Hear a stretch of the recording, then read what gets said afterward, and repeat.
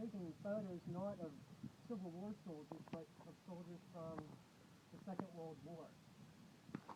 And there are soldiers buried here from every spectrum of the globe, really. Served all over the place, all over the world. In the Pacific, here in Gettysburg, even more so the ETO, the European Theater of Operations. And among the various headstones in this section, one soldier is Arthur Nevins. He was a brigadier general.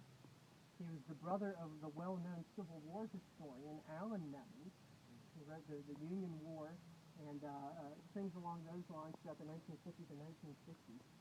And he was Dwight Eisenhower's Z3 officer, an organizational officer, who was instrumental in the planning of the Normandy invasion in 1944.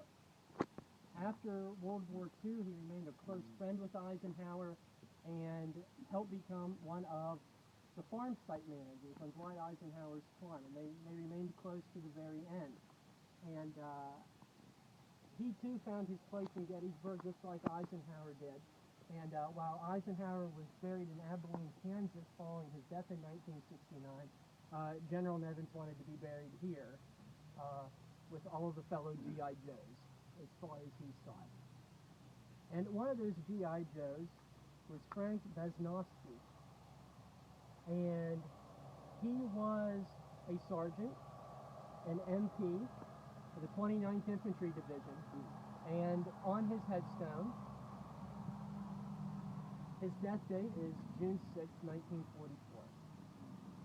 And as you go through the tombstones throughout the World War II sections of the cemetery, you quickly realize that you're looking at a timeline of American history, often a very sad timeline of American history.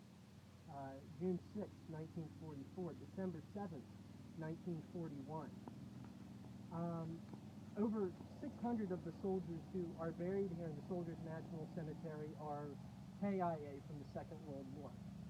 And another 1,000 World War II soldiers are buried here who passed away subsequently. But in our remaining half hour or so, I'd like to take us a little bit further down the path, introduce you to just a few more GIs whose stories I find especially moving.